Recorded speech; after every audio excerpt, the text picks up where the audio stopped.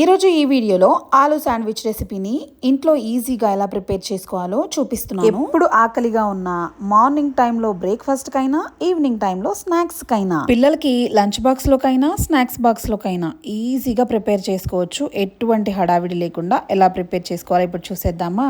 ఆలు శాండ్విచ్ కోసం ఫస్ట్ అయితే ఆలూని మంచిగా బాయిల్ చేసుకోవాలండి. బాయిల్ చేసుకున్న ఆలూని మంచిగా ఇట్లా తురుముకోవాలన్నమాట.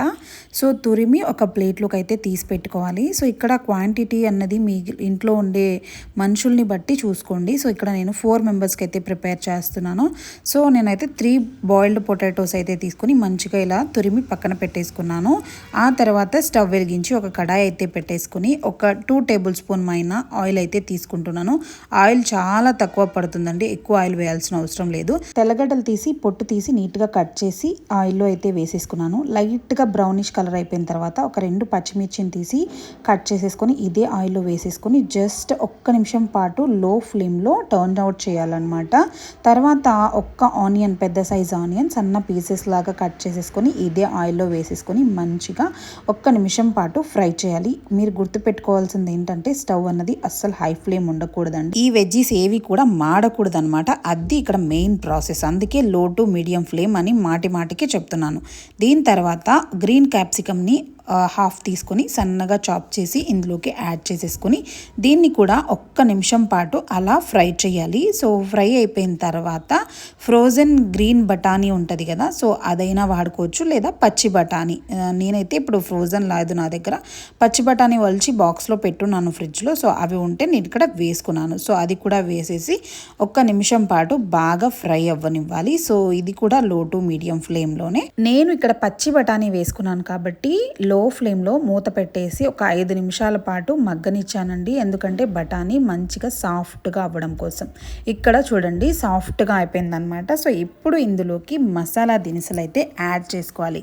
వన్స్ బఠానీ సాఫ్ట్గా అయిందా లేదా ఒకసారి చెక్ చేసుకొని ఇప్పుడు ఇందులోకి మసాలాస్ ఏం యాడ్ చేసుకుంటానో డీటెయిల్గా మీతోటి షేర్ చేసుకుంటాను.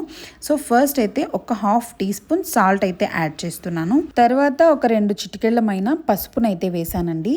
తర్వాత కొంచెం కారం పొడి, ఒక్క చిన్న టీ స్పూన్ అయిన కారం పొడి. ఎందుకంటే మనం ఆల్రెడీ గ్రీన్ చిల్లీ వేసాము, పిల్లలు ఉంటే వాళ్ళు తినడానికి చాలా ఇబ్బంది పడతారు. ఆ తర్వాత ధనియా పౌడర్ ఒక్క టీ స్పూన్ అయితే వేసానండి. ధనియా పౌడర్ వేస్తే సూపర్ టేస్టీగా ఫ్లేవర్ఫుల్గా ఉంటుంది. ఇంకా కొంచెం టేస్ట్ ఎన్హాన్స్ అవ్వాలి అంటే కొంచెం చాట్ మసాలా అయితే వేస్తున్నాను. చాట్ మసాలా వేయడం వల్ల మంచి టేస్ట్ అయితే వస్తుంది ఈ శాండ్విచ్కి. ఇంతేనండి స్పైసెస్. ఎక్కువ హడావిడిగా స్పైసెస్ ఇంకా ఏమేమి యాడ్ చేయాలో అలా ఏం లేదు. సో ఇంతే స్పైసెస్ అయితే ఇంతేనమాట. సో ఇవంతా వేసేసి మంచిగా మిక్స్ చేసేసుకోవాలి, బాగా మిక్స్ చేసేసుకోవాలి. సిమ్లో పెట్టేసి ఒక 5 నిమిషాలు దీన్ని బాగా మగ్గనివ్వాలన్నమాట. ఈ వెజ్జీస్ అంతా కొంచెం మగ్గిన తర్వాత ముందుగా మనం తురిమి పెట్టుకున్న ఆలు మిశ్రమాన్ని అయితే ఇందులోకి యాడ్ చేసుకోవాలి. ఆ తర్వాత ఇందులోకి ఫ్రెష్ కొత్తిమీర ఒక చిన్న గుప్పెడంతా వేసుకోవాలన్నమాట. తర్వాత ఒక హాఫ్ చెక్క లెమన్ జ్యూస్ అయితే పిండేసుకోవాలి. సో మంచి ఉంటుంది టేస్ట్. సో మీ దగ్గర లెమన్ జ్యూస్ లేదు అంటే ఆమ్చూర్ పౌడర్ ఉన్నా కూడా మీరు యాడ్ చేసుకోవచ్చు. సో మసాలాస్ వేసాం కదా, అప్పుడు ఆమ్చూర్ పౌడర్ ఉంటే యాడ్ చేసుకోండి. ఒకవేళ మీ దగ్గర ఆమ్చూర్ పౌడర్ అవైలబుల్ లేదు అంటే ఈ లెమన్ జ్యూస్ పిండుకున్నా మీకు సేమ్ టేస్ట్ అన్నది ఉంటుంది. నా దగ్గర ఆమ్చూర్ పౌడర్ లేదు కాబట్టి నేను లెమన్ జ్యూస్ అయితే యాడ్ చేసి ఈ మిశ్రమాన్ని మంచిగా మిక్స్ చేశాను. బాగా కలవాలన్నమాట. ఈ మసాలా ఈ ఆలు రెండు కూడా బాగా కలిసిపోవాలి. కొంచెం ఫోర్స్ ఉపయోగించి మంచిగా కలపాలన్నమాట. సో ఈ మిశ్రమాన్ని వీడియోలో చూపిస్తున్నట్టుగా నీట్గా కలిపేసిన తర్వాత దీన్ని అయితే తీసి పక్కన పెట్టుకోండి. ఇప్పుడు ఆలు శాండ్విచ్కి గ్రీన్ చట్నీ అవసరం అండి. సో గ్రీన్ చట్నీ ఎలా ప్రిపేర్ చేసుకోవాలనేది మీకు చూపిస్తాను. ఫస్ట్ మిక్సీ జార్ తీసేసుకుని అందులోకి కొంచెం కొత్తిమీర, తర్వాత పుదీనా చాలా తక్కువ యాడ్ చేసుకోండి. మరీ ఎక్కువైతే ఫ్లేవర్ అదే ఎక్కువగా అనిపిస్తూ ఉంటుంది అనమాట. సో చాలా తక్కువ, ఒక 10 లీవ్స్ చాలు. ఇంకా ఒక్క పచ్చిమిర్చి మాత్రం ఇలా కట్ చేసేసి వేసేసాను. తర్వాత తెల్లగడ్డ ఉంటుంది కదా, సో తెల్లగడ్డ ఒక 3 చిన్నవి, 3 పెద్దవైతే ఒక 2 వేసుకోండి.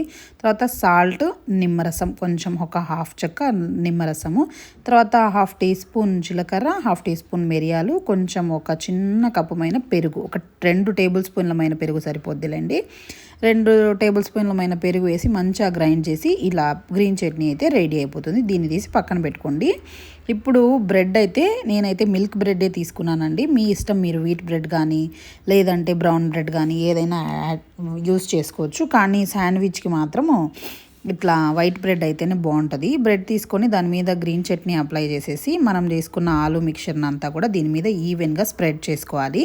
సో బ్రెడ్ అంతా పట్టేలాగా ఈవెన్గా స్ప్రెడ్ చేసేసుకోవాలి. దాని తర్వాత మీకు నచ్చితే చీజ్ యాడ్ చేసుకోవచ్చు, లేదు అంటే అవసరం లేదు, ఇది పూర్తిగా ఆప్షనల్ అనమాట.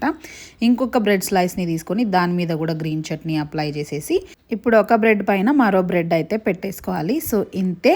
సో ఇంకా మనము దీన్ని అయితే తీసుకెళ్ళి ఫ్రై చేసేసుకుందాం. ఇప్పుడైతే శాండ్విచ్ మేకర్ ఉంటే ఓకే, కానీ నా దగ్గర ఇలా గ్రిల్ ప్యాన్ ఉంది. సో శాండ్విచ్ మేకర్ లేదు కాబట్టి గ్రిల్ ప్యాన్ మీద కొంచెం ఆయిల్ అప్లై చేసేసి ఇలా గ్రిల్ ప్యాన్ మీద మనం రెడీ చేసి పెట్టుకున్న బ్రెడ్ ఏదైతే ఉందో ఇప్పుడు దీని మీద పెట్టేసుకోవాలి శాండ్విచ్ని. సో మనకి శాండ్విచ్ మేకర్లో ఎలా గట్టిగా ప్రెస్ చేసినట్టు అవుతుంది కదా. సో ఇలా గ్రిల్ ప్యాన్ మీద కూడా ఒక ప్లేట్ పెట్టేసి ఆ బ్రెడ్ పైన ఇలా బరువు పెట్టేసాము అంటే మనకి అచ్చం శాండ్విచ్ మేకర్లో ఎలా అయితే మెత్తగా అంటే రెండు అంటుకొని వస్తాయో సేమ్ అదే ప్రాసెస్లో ఉంటుంది. సో ఒక 5 minutes తర్వాత అటు సైడ్ కూడా ఆయిల్ అప్లై చేసేసి సేమ్ అటు సైడ్ కూడా బరువు అన్నది పెట్టాలి. బరువు పెట్టాము అంటే మనకి శాండ్విచ్ మేకర్లో ఎలా అయితే బ్రెడ్ అంటే శాండ్విచ్ ఎలా అయితే అవుతుందో సో అలానే అవుతుందన్నమాట. మిగిలినవంతా కూడా రెడీ చేసి పెట్టేసుకుంటున్నాను. సో ఇలా రెడీ చేసి పెట్టుకున్నాను అంటే ఫటాఫట్ చేసేసుకోవచ్చు. సో ఇలా 2 సైడ్లు మంచిగా వేపుకున్నాను అనమాట. చూడండి బ్రెడ్ శాండ్విచ్ ఎంత మంచిగా అయిందంటే టేస్ట్ అసలు నాకైతే స్మెల్కే నోరు ఊరిపోతుంది అనమాట. సో నేనైతే ఈ బ్రెడ్ శాండ్విచ్ చేసి ఒక 5 days అలా అయిపోయింది. సో నేను ఇప్పుడు వాయిస్ ఓవర్ ఇస్తుంటే నాకు మళ్ళీ తినాలనిపిస్తుంది. ఏమో ఎవరికి తెలుసు ఈరోజు నేను మళ్ళీ ఈ శాండ్విచ్ ప్రిపేర్ చేసుకొని తింటానేమో తెలియదు మరి.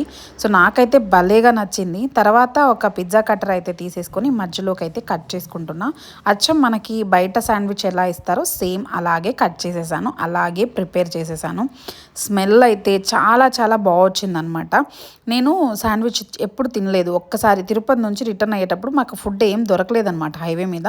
సో ఒక ఆవిడ అయితే అమ్ముతూ ఉండే నైట్ టైమ్స్, వాళ్ళ మదరు తను. సో ఆవిడ అక్కడ ఇది ఆర్డర్ పెట్టుకొని తిన్నాము. నాకు అప్పటి నుంచి భలే టేస్టీగా అనిపించింది. సో నేర్చుకోవాలి అనుకున్నాను, ఫైనల్లీ నేర్చుకున్నాను. ఇంతకీ మీకు ఎలా అనిపించిందో నేను ఇక్కడ వేసే స్మైలీ లాగా మీరు ఇంట్లో ట్రై చేసి చెప్పండి. ఓకే, నాకు కామెంట్ సెక్షన్లో స్మైల్ తోటి కమెంట్ చేయండి ఎలా అనిపించిందో. నాకైతే భలే నచ్చిందనమాట. ఒక పక్క చేస్తూ ఇంకో పక్క ఇంట్లో వాళ్ళకి అందరికీ వడ్డించుకుంటూ నేనైతే ఇంకో పక్క తింటున్నాను అనమాట. నిజంగా అండి నాకు నిజంగా చాలా బాగా నచ్చింది. ఇంట్లో అందరికీ నచ్చింది. పిల్లలు వెజ్జీస్ ఉన్నాయి కదా తిన్నారు ఏమో అనుకున్నాను, కానీ వాళ్ళైతే ఎంత ఇష్టంగా తిన్నారో తెలుసా. నాకు ఫైనల్లీ లేదనమాట. ఇంకా నేను ఫస్ట్ బ్రెడ్ ఎప్పుడు తినను మామూలుగా అయితే, కానీ ఇప్పుడు ఆ ఫస్ట్ బ్రెడ్ కూడా వదలకుండా శాండ్విచ్ అయితే చేసేసి మంచిగా తినేసాను. సో మీకు కూడా ఆకలిస్తుందని తెలుసు, లేసి కిచెన్లోకి వెళ్ళి చేసేసేయండి. వీడియో నచ్చితే like and subscribe. Thank you for watching.